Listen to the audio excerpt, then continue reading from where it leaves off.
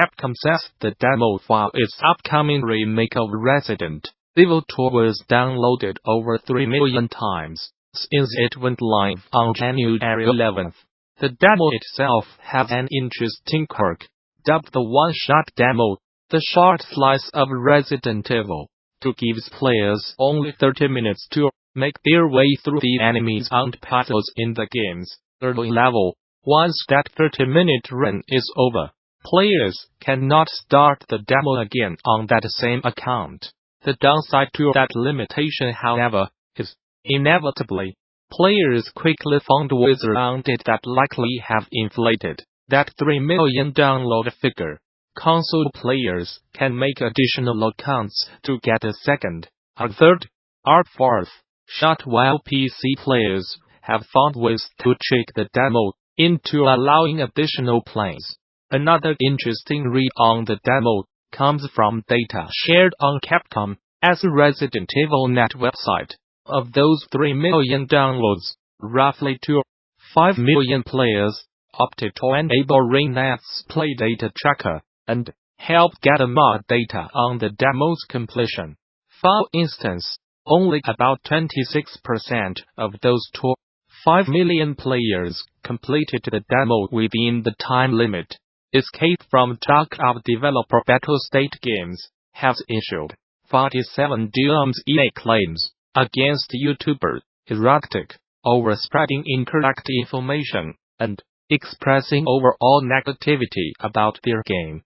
This is not the first time DMCA notices have been used as a way for developers to remove content that expressed a particular view, with FIRAWATSHDEVELOPACAMPO issuing a takedown last year, albeit under different circumstances. This is pretty notable, as it seems most DMCA notices usually revolve around piracy, copyright, or unfair use of content for monetization, not over false information. As reported by Polygon, Battlestate Games claims they had no other choice but to file a takedown against Erratic for reportedly uploading inaccurate video, claiming that user information, including passwords and personal information, had been leaked from the company databases.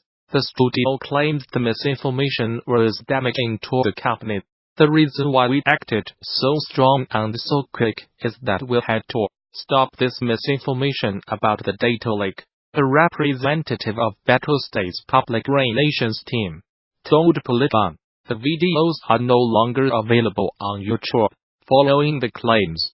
Ender Opticus since tweeted explaining that at least 47 of his videos have DMCA claims against them. Battlestate claims they were justified in filing all these claims because of negative hype being expressed in the videos. However, it's worth noting that BATTLASTATEKNEW only 2 of Erratic's videos contain rumors of a security breach. The other 40+ videos it filed DMCA claims against were pulled because of their tone. We had to use this tool in order to stop the wave of misinformation. Going forward, rather than issuing DMCA claims in the future, the Battlestate representative slightly will employ more traditional lawsuits for things like defamation instead. It's not about making content, they continued. It's about false accusations. It's about lies. It's about misinformation. We do not want to scare off anybody. It was applied to only this person, and only in this case. Conan Exiles developer Funcom has purchased a 51% majority stake in Portugal's work for Hero Studio Zona. Paradoxal specs for an undisclosed fee.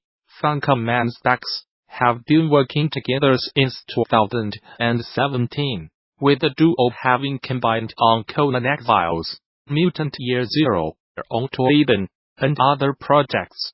From a strategic point of view, Funcom claims the deal will help lower development costs, while giving it access to a growing talent pool in Portugal and Spain.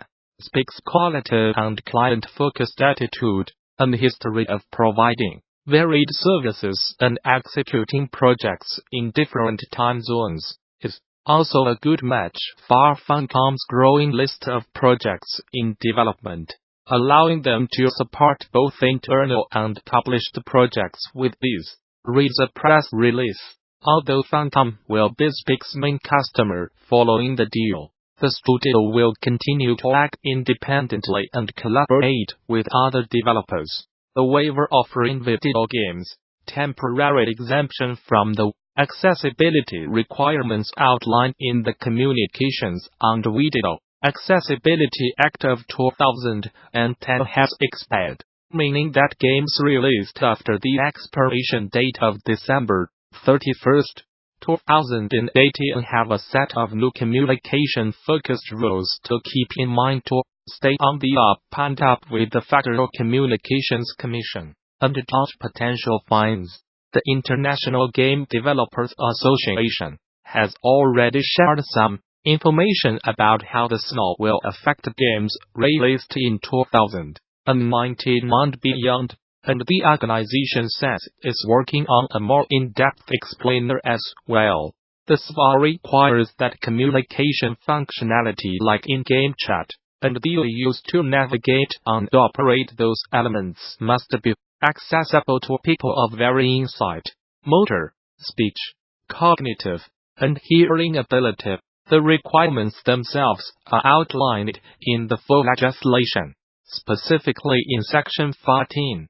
21. For an example of features the FCC is after, at the time of the final waiver extension, the Commission called out accessible communication options added to games like Splatoon 2 and Minecraft like smartphone apps, attacks to speech tools, as steps in the right direction.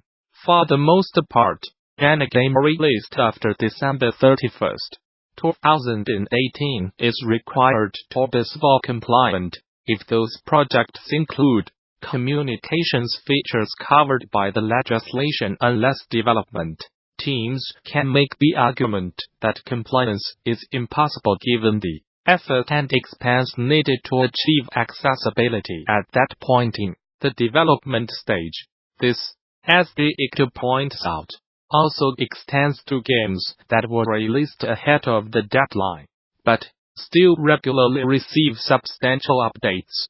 As one last bit of 2018 craziness, the hit Netflix series Black Mirror unveiled a very ambitious episode called Bandersnatch, which was designed as a literal choose-your-own adventure tale turned into a show. In return, I get to talk about a TV show, a book, video game, all in one here. While the show does definitely capture the feeling of a game, how far does it go with this concept, and what game design lessons are there? The following post will be containing spoilers for the episode's plot and general format.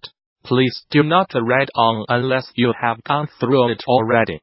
Bandersnatch follows a programmer in the 80s by the name of Stefan, who has grown up with depression and anxiety over the loss of his mother. He is working on an adventure game based on a novel called Bandersnatch, and is going to work with the Premier Game Studio to get it done with over the summer.